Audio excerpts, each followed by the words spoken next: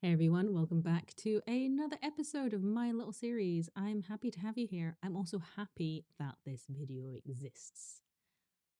I'm not gonna lie, I was a little bit worried that it might not exist this week. I have not been present. I don't really know how else to put it. It's been going on longer than this week, but this week has been the worst, where I just feel like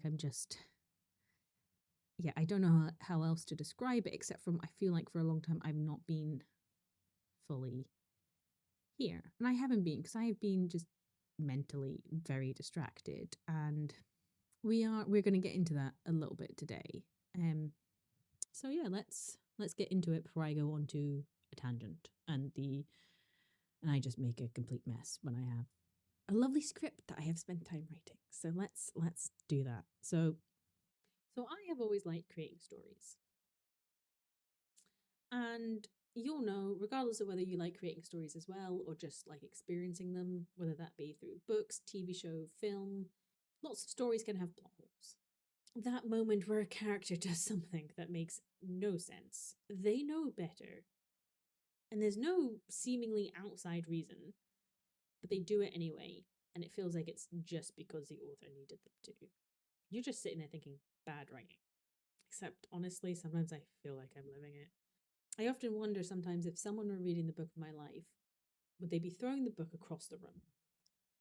She genuinely wants to write, to create, to spend time with God, so why is she lying in bed at 2 p.m., scrolling, reading things that don't make her happy or feed her mentally or spiritually, while the work she actually wants to do sits there untouched? I'm the reader and the character, and I am sitting there screaming at the page while I turn it. And the worst part, I can see it happening. I watch myself make these choices that contradict everything I actually want. The awareness doesn't help. It just becomes another layer of shame. You know better. Why aren't you doing better? And that's what I want to talk about today. It's the plot hole of our own lives. The cycle that makes no sense from the outside and even less sometimes when you're the one living it.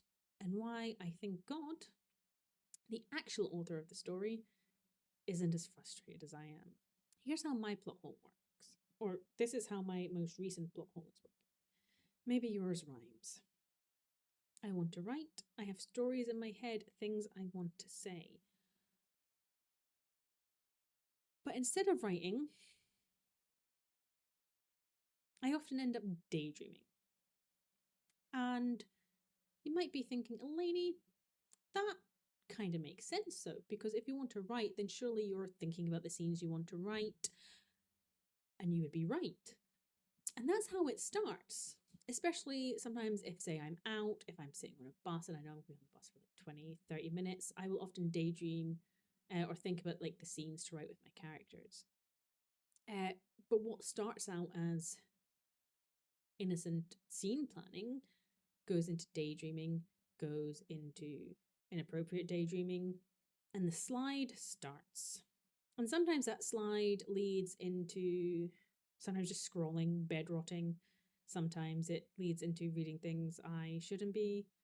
But then comes the next part of the spiral is if what I want to do writing slides me into this position I don't want to be in, does that mean I shouldn't write? My mind goes here, does that disqualify me from creating?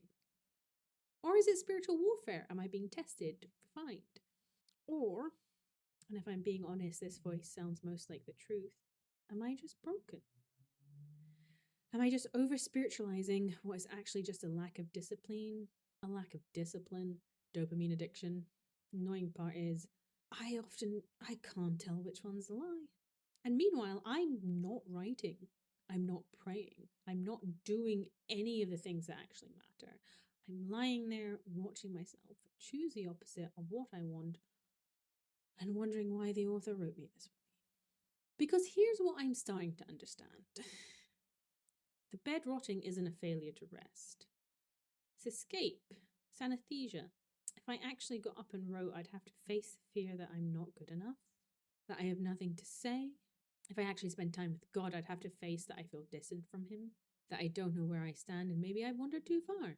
The plot hole isn't a mistake, it's a defense mechanism. I'm writing myself this way because I'm afraid of what happens if I let the author write me differently.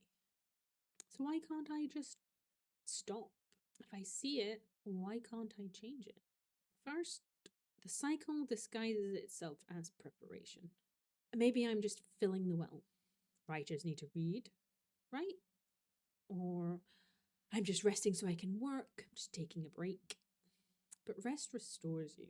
What I spend most of my time doing is not restoring me, it's depleting me.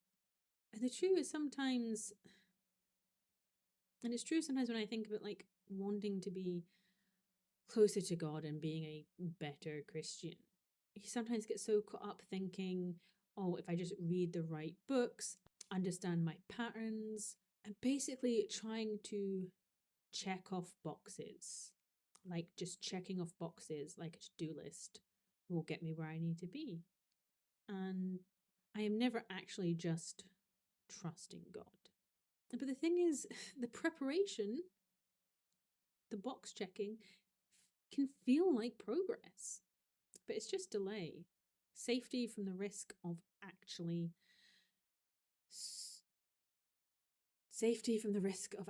surrendering. And yes, self-awareness is the first step. But if you can't get onto the second step, self-awareness basically just becomes self-flagellation. Being self-aware alone doesn't break the cycle, it can feed it. I'm sinning while knowing I'm sinning. I'm worrying while knowing it's irrational. And that awareness becomes its own source of shame. You see what you're doing, and you're still doing it. I'm trying to be my own editor, annotating the margins of my life with how bad the writing is. But I can't edit myself into a better story. I can't fix the plot hole from inside it. And I want to understand the whole story before I trust the author. And that is the core of it. I'm lying there in bed, avoiding spiraling because I want to know how this chapter ends before I'm willing to live it. I want guarantees.